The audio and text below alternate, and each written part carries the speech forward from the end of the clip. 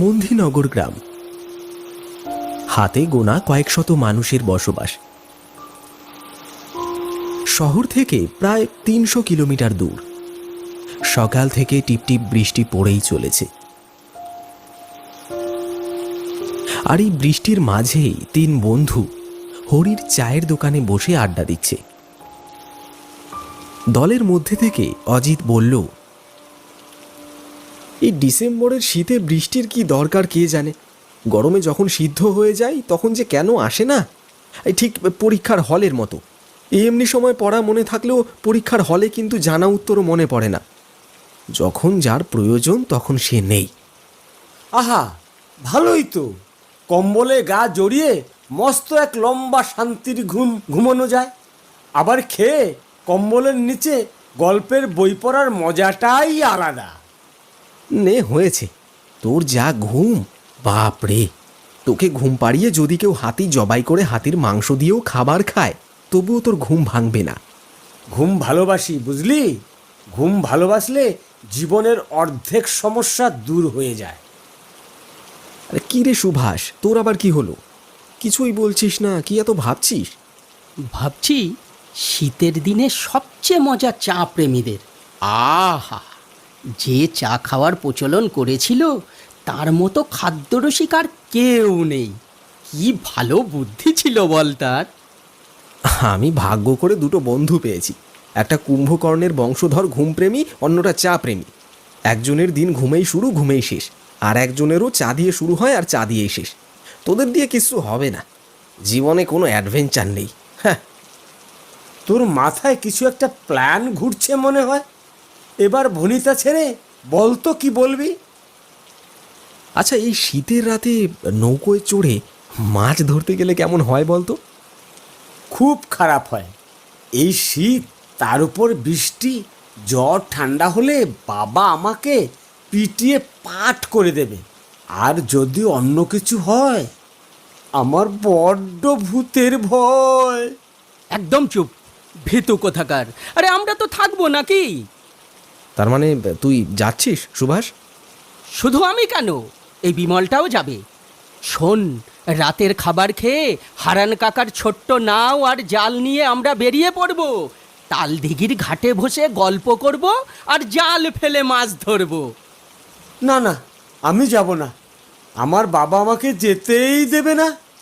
কি বোকারে তুই! তুই কি আর ছোট্ট আছিস? ঘরে ঘুমিয়ে জানলা দিয়ে বের হয়ে আসবি। যাক, তাহলে আমাদের রাত জেগে মাছ ধরা হবে আশা করি। ভাবতেই কি যে ভালো লাগছে। কত দিনের স্বাদ ছিল জানিস? কতদিনের স্বাদ রে? এই তো বললি। আচ্ছা থাম তোরা, আমরা তাহলে এই চায়ের দোকানের সামনে এসে অপেক্ষা করব। এখন চল বাড়ি ফেরা যাক। কিন্তু তার আগে জাল আর নৌকার ব্যবস্থা করতে হবে তো। ওসব আমি দেখে নেব। আরে মুখটা শুকিয়ে রেখেছিস কেন? সবেতেই তোর ভয়, ভেতর ডিম একটা। এই সুভাষ, একদম বাজে কথা বলবি না। আমি মোটেও ভীতু নই, আমার যথেষ্ট সাহস আছে। হ্যাঁ, তাই তো। তা মহামান্য বীর বিমল চৌধুরী, আপনি দয়া করে আজ রাতে মাছ ধরতে এসে আপনার সাহসের পরিচয় দিন। ঠিক আছে, আসবো আমি। সুভাষ গেল হারান জেলের বাড়িতে।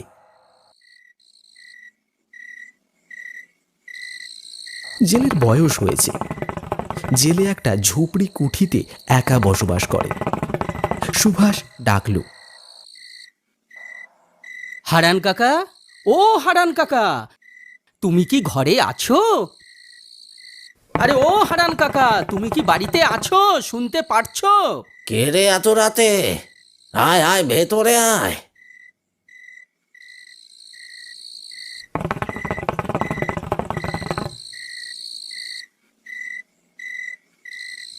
সে কি ছোট বাবু, আপনি এত রাতে আমার এই ছোট্ট কুটিরে কি মনে করে? ও তেমন কিছু নয়। তোমার নৌকা আর মাছ ধরার জালটা আমার আজ রাতে লাগবে। বন্ধুরা মিলে তালদিঘির ঘাটে সারা রাত মাছ ধরবো। দাও না গো কাকা, আমি তোমাকে 200 টাকা দেব। তাতে চলবে তো? হারান মাঝি ভীষণ ভয় পেয়ে বলল, কি বলছো ছোট বাবু? রাতে মাছ ধরতে যাবে? এ কাজ মোটেও সহজ কাজ নয়। তোমরা বরং দিনের বেলা আমার সাথে যেও। না না, আমরা রাতেই যাব, আর আজই যাব।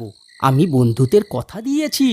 তুমি আর না করো না কাকা, হারান কাকা, তুমি আর না করো না।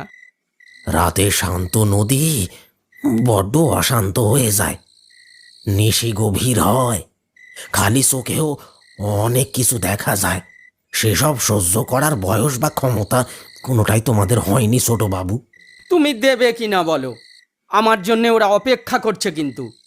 আর রাগ করো কেন? দেব না কখন বললাম? তা বেশ, নিয়ে যাও। ওই যে ওই কোনায় জাল রাখা আছে, আর নৌকো ঘাটে বাঁধা আছে। ধন্যবাদ কাকা, তুমি খুব ভালো।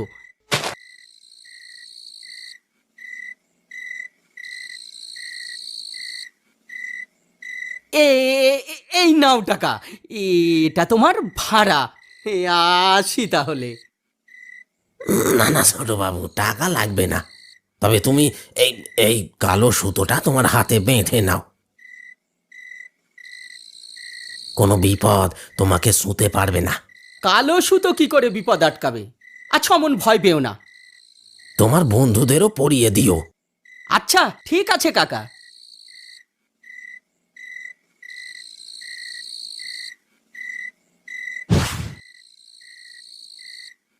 সুভাষ জাল নিয়ে দোকানের সামনে এসে দেখল অজিত একটা ব্যাগ হাতে দাঁড়িয়ে আছে। সুভাষকে আসতে দেখে অজিত বলল, এতক্ষণে তোর আসার সময় হলো? কখন থেকে অপেক্ষা করছি, ভাবছিলাম তখন এমনি আসবি বলেছিলি বোধহয়। এই শোন শোন, এই সুভাষ চৌধুরীর কথার দাম আছে। এত বড় একটা ব্যাগ কেন রে তোর হাতে? বারে, রাত জেগে কত কষ্ট করে মাছ ধরবো, আর খিদে পাবে না? খাবার এনেছি, খাবার। একটা ছোটোখাটো বনভোজনও হয়ে যাবে। তা বেশ বলেছিস, কিন্তু বিমলটা কোথায়? ও না এলে কিন্তু কাল থেকে ওর সাথে কোনো কথা বলবো না। তারা কথা বলতে বলতে এদিকে বিমল এসে হাজির। বিমলের চেহারায় বেশ ভয় দেখা যাচ্ছে। অজিত বলল, কিরে, তুই না সাহসী? তাড়াতাড়ি চলে আয়। তোর হাতে ওটা কালো সুতো? কালো সুতো কেন পড়েছিস? হারান কাকা দিয়েছে, কাল সকাল অবধি এটা হাতেই রাখতে হবে। আমি কথা দিয়েছি ওনাকে, উনি তোদের জন্যেও দিয়েছে। তোরা কি নিবি? হ্যাঁ দে, আমি শুনেছি কালো সুতো থাকলে বিপদ আসবে না। কালো সুতোয় যদি বিপদ আটকে দিত তাহলে মানুষ বিপদেই পড়তো না। এসব হচ্ছে মানুষের মনের অন্ধবিশ্বাস। সে যা হোক, আমাকে আমাকে ওটা দে তো সুভাষ, আমি হাতে পরে নেই। তুই বা বাদ থাকবি কেন? নে, পড়ে নে অজিত। চল যাওয়া যাক।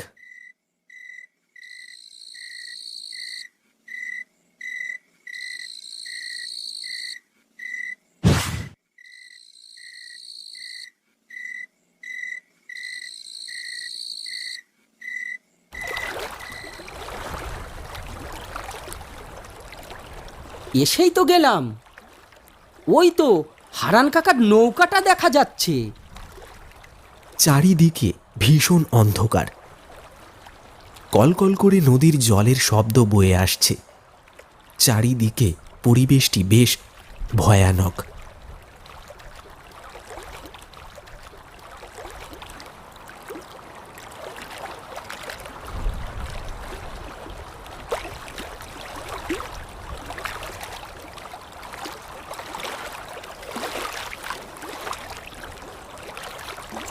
বিমল বলল, ওরে বাবা গো, চারিদিকে একদম ফাঁকা, কোথাও কেউ নেই। আমরা তিনজন শুধু নদীর বুকে ভাসবো। হ্যাঁ ভাসবো, এত ভয়ের কি আছে? নিয়েছিস তো কালো সুতো।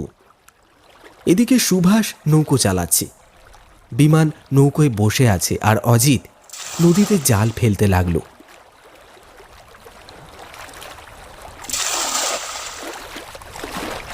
কিরে, মাছ পেলি? এদিকটায় একদম মাছ নেই মনে হচ্ছে। 10-12 বার জাল ফেললাম, একটা মাছও তো উঠলো না। কি করা যায় বলতো? একটু এগোলেই পোড়া মন্দিরের ঘাট আছে, ওদিকটা একটু গিয়ে দেখবি নাকি? না, একদম নয়, ওদিকটায় কত কথা শোনা যায়। ওদিকে যাস না, দয়া করে ওদিকে যাস না, মাছের কি খুব দরকার। আজ আর মাছ হবে না, চল বাড়ি ফিরে যাই। আরে থাম তো তুই, পরে তো বলবি আমি মাছ ধরতে জানি না। দেখিস সবচেয়ে বড় মাছ আমি তুলে দেখাবো। সুভাষ, চল পোড়া শ্মশান ঘাটের দিকেই যাই। যাস না, চল বাড়ি ফিরে যাই। আরে ভয় কেন পাচ্ছিস? আমরা তো আছি, চল তাড়াতাড়ি। তারা পোড়া শ্মশান ঘাটের উদ্দেশ্যে রওনা হলো। এই পোড়া শ্মশান ঘিরে অনেক ভয়ঙ্কর ঘটনা রয়েছে, কিন্তু তারা তাদের ভয়কে দূরে রেখে শ্মশান ঘাটের উদ্দেশ্যে রওনা হলো। চারিদিকে শেয়ালগুলো আজ যেন একটু বেশি ভয়ঙ্করভাবে ডাকছে। ভয়ঙ্কর আলো আধারিতে পরিবেশটা যেন বেশ ভীতিকর। বিমল বলল, শিয়ালগুলো এমন ভয়ঙ্কর ভাবে ডাকে। দেখ, আমি আগেই বলেছিলাম এদিকটায় আসিস না, তোরা আমার কোনো কথাই শুনলি না। চারপাশটা দেখ কি ভয়ঙ্কর।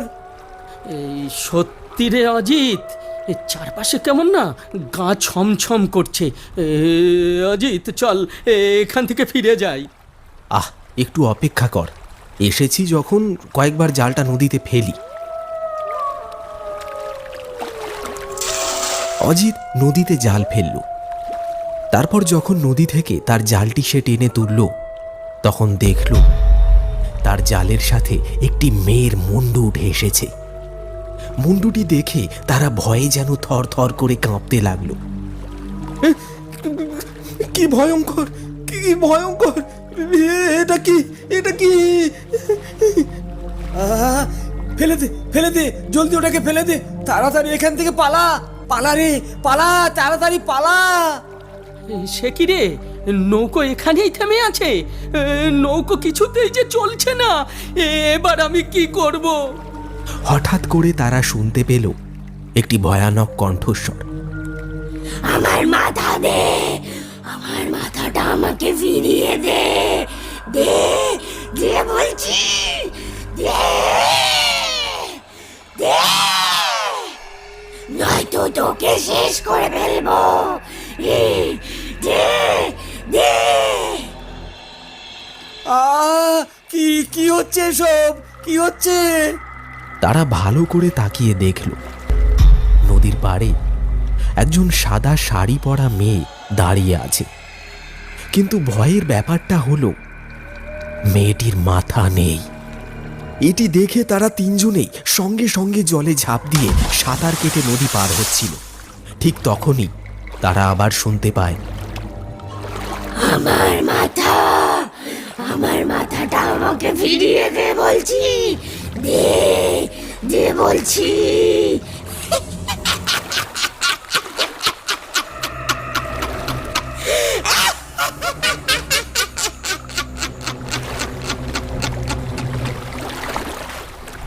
ওরা তিনজনেই নদী পার হয়ে তড়ি ঘড়ি দৌড় দিল।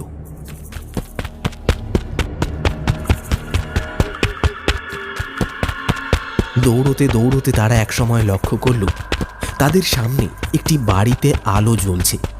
বাড়িটি দেখে তাদের মনে কিছুটা সাহস এলো। ভয়ে ভয়ে ওরা তিনজন বাড়ির দরজায় নক করল।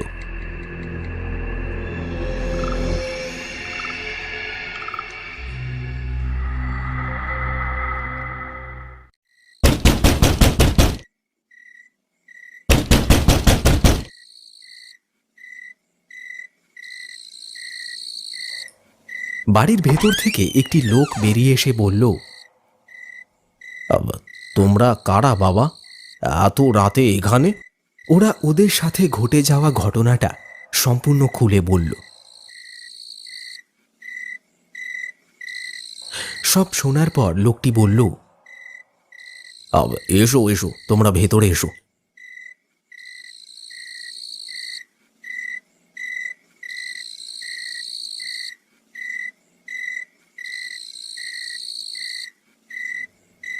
তা বেশ কিছুদিন আগের কথা।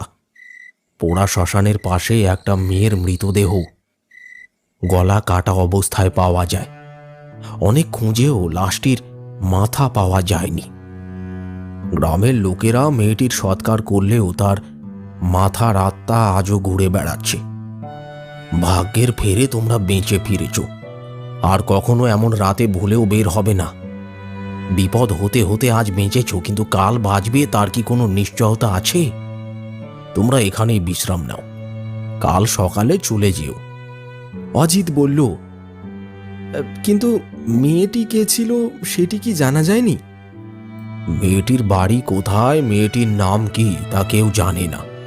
যারাই রাতে শ্মশানের পাশে গিয়েছে তাদের প্রায় সকলেই সেই মাথা কাটা মেয়েটিকে দেখতে পেয়েছে আর ভয়ঙ্কর পরিস্থিতির সম্মুখীন হয়েছে। এরপরে ওরা 3 বন্ধু সেই রাতটি সেখানেই কাটিয়ে দিল। সকাল হলে পর তারা আবার তাদের বাড়ি ফিরে আসে।